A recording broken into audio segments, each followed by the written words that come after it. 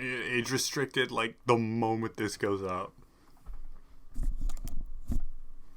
I want to first apologize just quickly for the severe lack of videos. School's really gotten out of hand the last couple of weeks or so, ever since I put up my last video. But don't worry, I finished semester, or well, I'm recording this and the semester's finishing soon, but once I get this video up, my semester will have finished. I'm working on a bunch of other shit. I got 3 videos, 4 planned out, 1 recorded, 3 planned out. Your usual recaps and what will I be watching, as well as a new end of year thing I'm trying out. And I have a couple of other ones I plan to do over the winter break, so do expect a bunch more, hopefully, if I can find the time and peace and quiet to record it. I'm a simple man, honestly. In fact, I could be so simple, one could label me as a stupid person. Honestly, I'm pretty fucking stupid. The first month of my YouTube career I spent with a misspelled channel name. Now, I can't appreciate, or at least I can pretend to know what I'm talking about when I go on about themes and motives and character development and use big words like exposition and world building. But like I said, I can be a simple man. It does not take much. A cute face, a nice pair of thighs, and a solid personality, and boom, waifu material. Like, just take a look at my top waifus. You have Maple. I can't really show any of that on YouTube. Senjo Gahara, for example. She's hilarious and cute, adorable, sexy, and gorgeous all at the same time. And I don't know how she does it. And while we get to see a lot of her during the show, she does wear thigh highs. So it's your peak dress code, you know? Anyway, where was I? Oh, thighs are... that's right. From time to time, I, like most anime consumers, need a break from intense action or in-depth thematic shows or suspenseful dramatic romance stories to just look at some good old titty. Now, anime is known for its fan service. If you think of your top, 7 or 8 anime and count how many have fan service, a good amount probably do. But there's usually a line between fan service and full-on titty. Unless you're the Monogatari series, of course, which stuffs as much goodness as allowed by broadcast standards. But other than that, the line it's pretty obvious, with the more raunchier of your PG-13 slice of life action isekai having a panty shot or 2, a beach episode, and that's about it. Now, of course, there are ones meant to be a little more spicy with How Not to Summon a Demon Lord. Really? That's PG-13? What the hell? I mean, I guess the ratings are not solely based on the amount of titty, but still, there's a scene where a character basically gives birth to a demon lolly. I don't want my fucking 13-year-old watching that shit, even if I'm in the room. Anyways. What I'm trying to say is there are different levels of ecchi when it comes to an anime, but there's usually a clear line of when an anime just has fan service and when it's full ecchi. Unless you're the Monogatari, like I said, but since that's its own work of art, we can talk about that another day. Video defending Nisei Monogatari, ?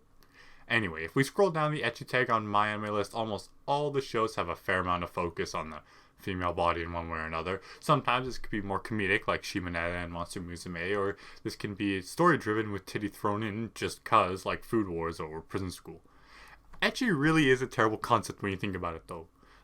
It's literally just hentai, but the only tag is teasing, and that's it. Unless you're interspecies reviewer. Then you have, Monster Girl, Gender Bender, Futanari, Teacher, Prostitution, and... you know what? I talk about it later. Let's move on.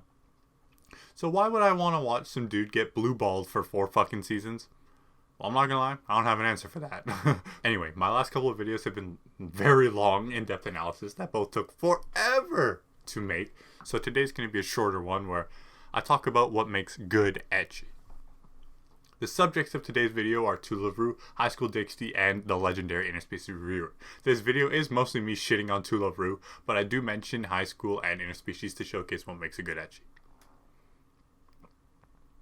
I hated Tulavru. It was trash, but not in the trash, trashy, it was garbage. It was actually terrible. I ended up watching all of it because of quarantine and lack of anything else to do. Moto, Darkness, and those Darkness specials for some reason, which I watched Darkness and it ended on some stupid cliffhanger. I was like, wait, what the fuck? And then I had to look it up and realize I'm like, oh wait, there's these specials as well. But my god, was it a slog to get through. It's not funny, it had no plot, although I guess that's not really a point against ecchi, but none of them really have plot nor that they need it. And the ecchi was terrible. Now, when I say the ecchi's terrible, I don't mean the titty. The titty's always a welcome sight. What I hated most is how it came into view. 9 times out of 10, the way we saw the harem around Yuki naked is when we saw him fall and grope them, or when one of Lala's devices malfunctioned and caused their clothes to come off. The only times where this wasn't the case was Momo coming to his bed half naked to be molested while he slept, or when Lala would walk around the house naked just because she's such a fucking airhead. That's literally it. Those are the only times we see the plot. 4 fucking seasons, and every damn episode, it's the same boring, gropey trash. This leads me nicely into today's theme, what I'm dubbing consensual ecchi. As the name implies, it's ecchi in where the girls, or not even the girls, but the people in these situations want to get naked or just half naked. In Tularu, aside from Momo and Lala, like I just stated, the girls do not want to be grabbed, molested, and tentacled. So you have 4 seasons where every episode is the same. Yuki wakes up to Momo in his bed with her ass in his face and her tail shoved into his hand. Now, while Momo might want this, Yuki does not, so right off the bat, we already have one party involved not okay with what's going on. Also, Yuki is already engaged to her sister, so that's a little sus.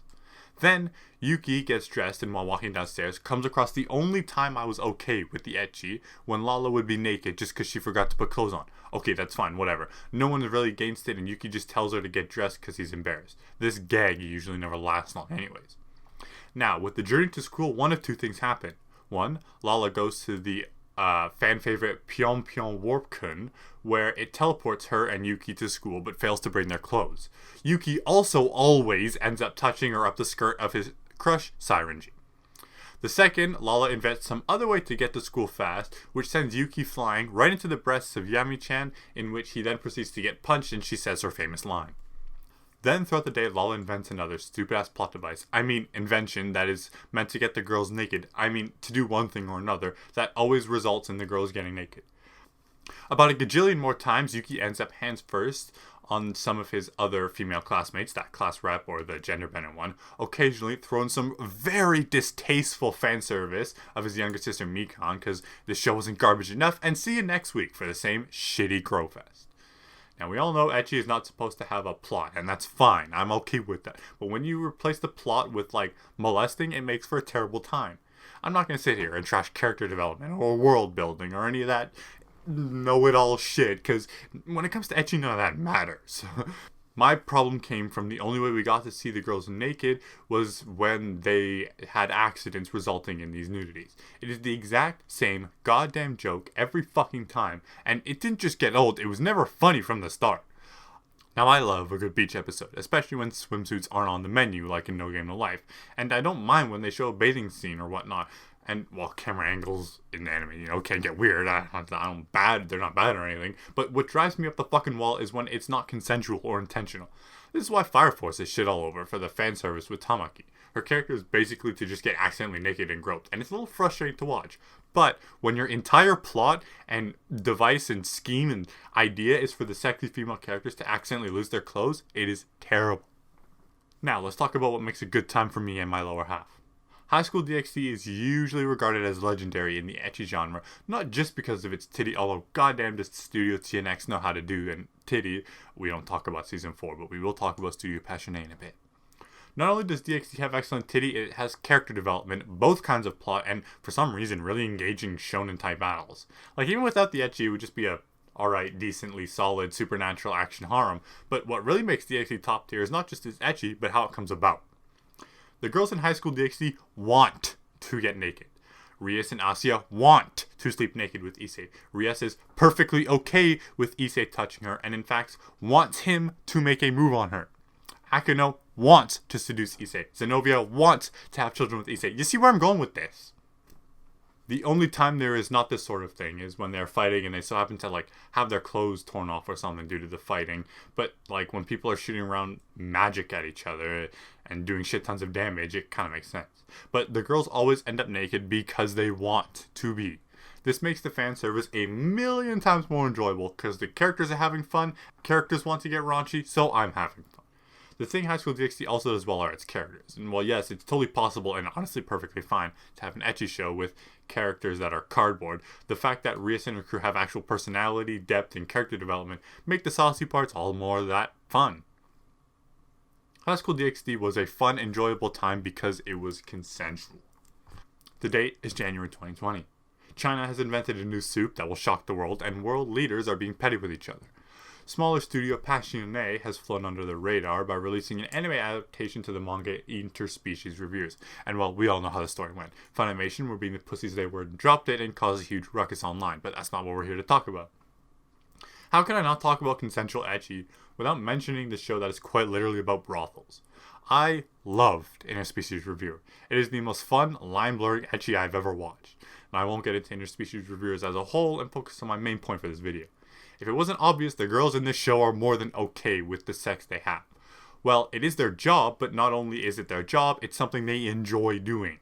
The world this place is set in is one where brothels are not only okay, but like an entire sector which needs to be invested in and a real-ass talking point of the election. No, I need to stop going off on a tangent.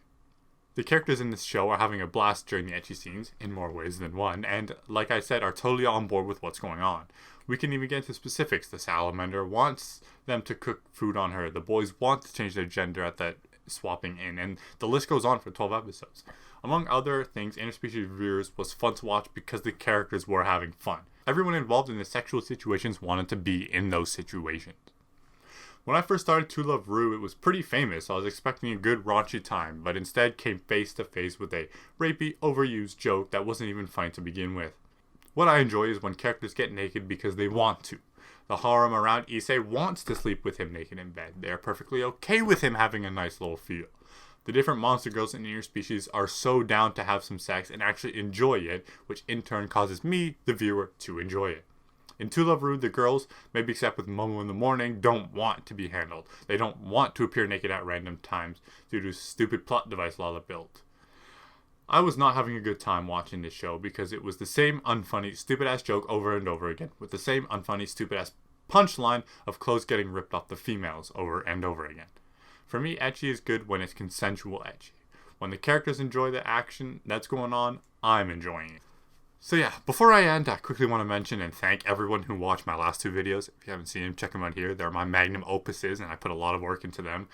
They are my two most viewed videos, and they really took off. I was not expecting them to get even close to, like, as of this writing, I'm pretty sure the Magi record is at 69 views, which is kind of funny, but, like, I was not expecting to get even close to, like, 20 or 30. Maybe, you know, the Bunny Girl one, because I clickbaited it a little bit. Yeah, but the Magi record one blew up, and a lot of people watched it, and I'm super thankful for that. So yeah, like I said, at the beginning, school has been kind of kicking my ass.